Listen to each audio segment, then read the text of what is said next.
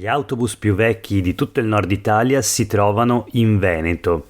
L'età media dei mezzi di trasporto pubblico veneti è infatti molto elevata, la settima più alta in Italia, pari a 11,2 anni di vita. Per fare un confronto, gli autobus del Friuli Venezia Giulia hanno un'età media di appena 7 anni.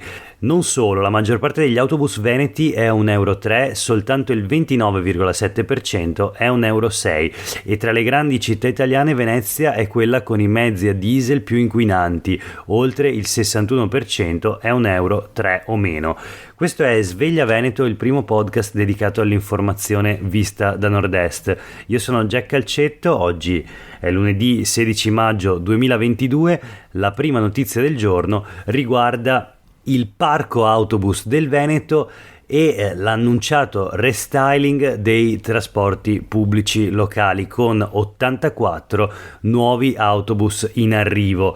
Il governo ha stanziato 31,6 milioni di euro per l'acquisto di mezzi ad alimentazione alternativa e per realizzare le infrastrutture necessarie. La notizia sui quotidiani del gruppo Gedi di oggi, la Tribuna di Treviso, la Nuova Venezia, il Mattino di Padova. Il Ministero per le Infrastrutture e della Mobilità Sostenibile ha messo sul piatto un contributo da 31,7 milioni di euro, leggiamo nell'articolo firmato da Laura Berlinghieri.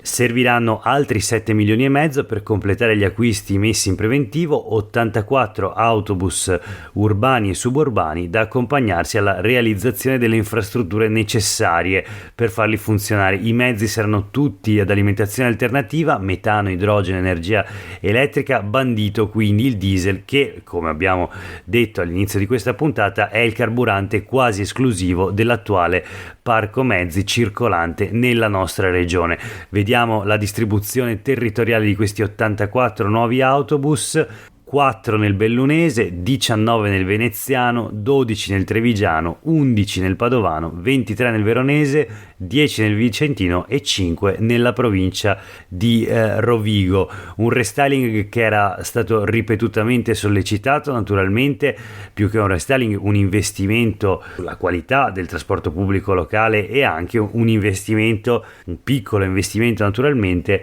sulla qualità dell'aria e per il contrasto all'inquinamento in quella che è una delle regioni più inquinate non solo d'Italia ma d'Europa, ovvero la pianura padana in generale, in particolare la fascia del Veneto centrale da Verona a Venezia.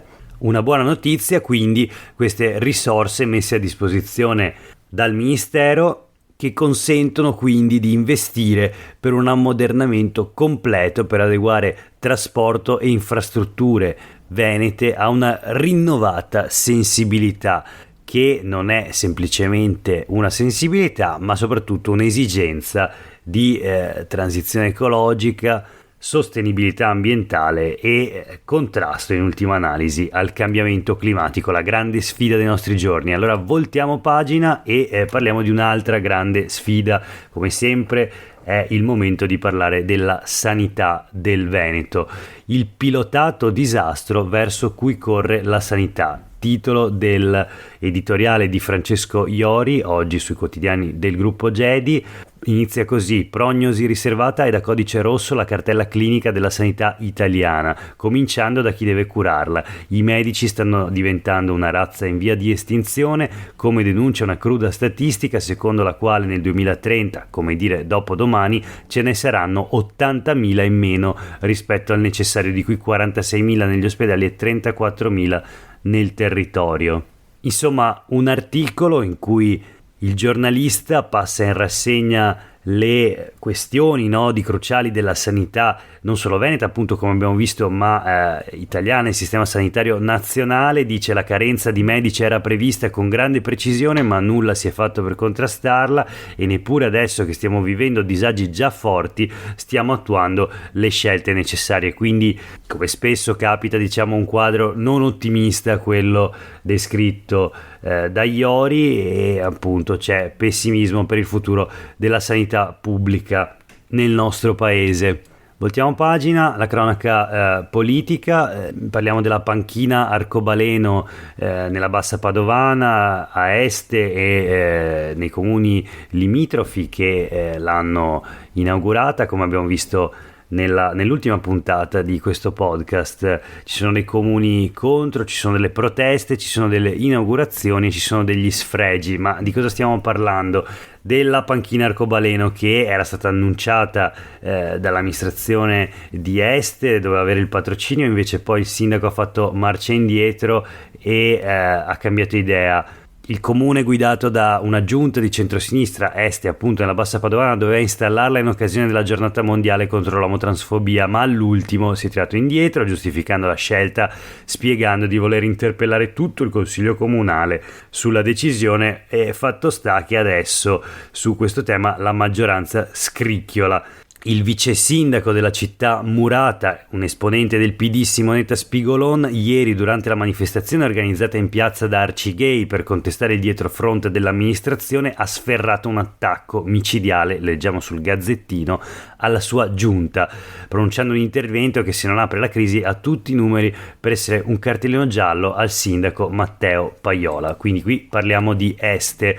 Ieri c'è stata una grande manifestazione in piazza dove sono stati i protagonisti gli attivisti della comunità LGBTQ e in particolare il coro Canone Inverso, che si è esibito abbinando leggerezza e messaggi di impatto. Leggiamo sempre sul Gazzettino un articolo di Giovanni Brunoro e Roberta Merlin.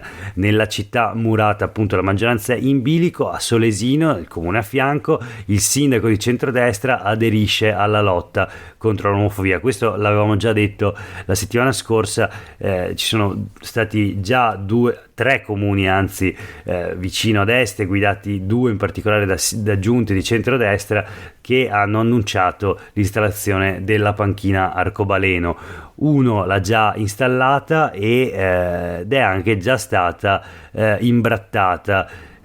C'è una foto sempre sul Gazzettino in cui sulla panchina si legge la scritta Ultras Lazio e poi un simbolo neofascista.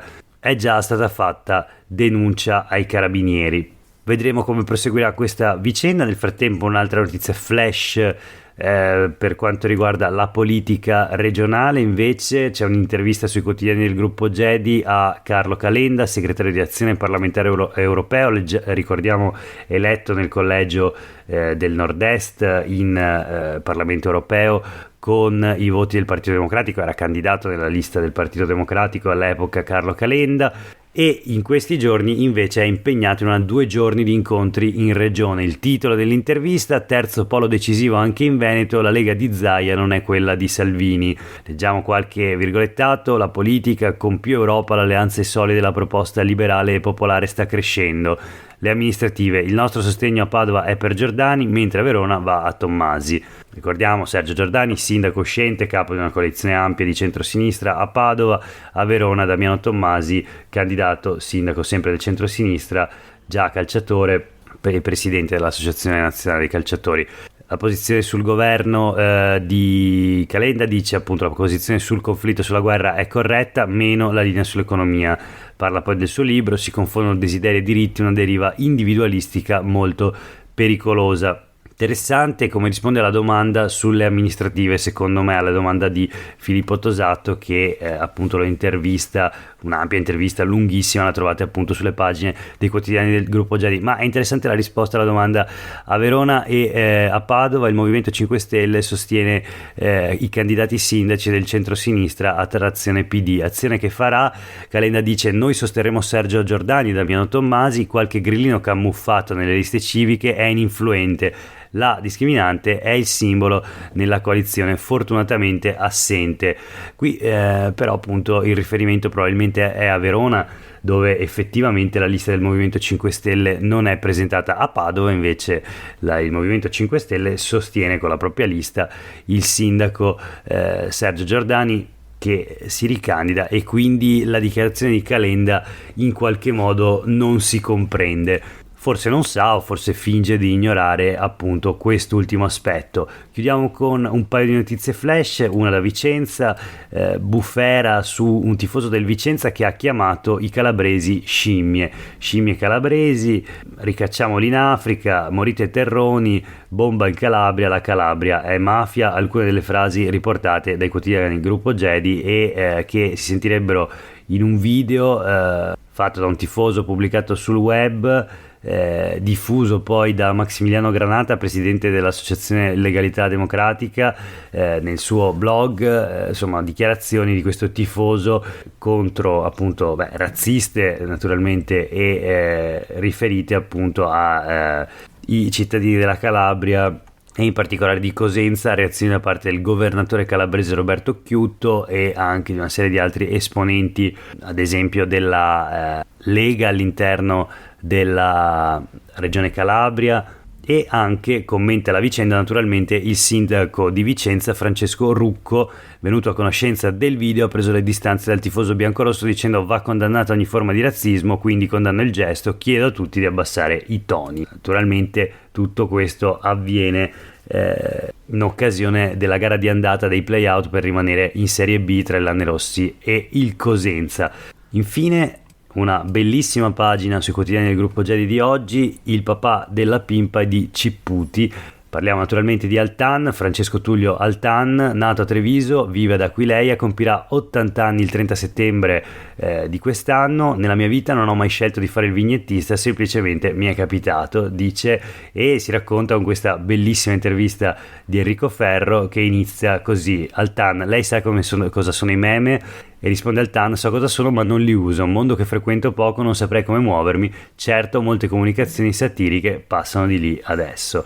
E poi racconta tutta la sua vita in questa lunghissima intervista. Enrico Ferro gli chiede se oggi Cipputi per chi vota. Cipputi naturalmente l'operaio comunista, simbolo della classe operaia, un personaggio classico appunto di Altan. Per chi vota oggi, Altan risponde: io credo che voti PD, non è passato alla Lega, appunto l'intervistatore, lui no, molti suoi colleghi sì.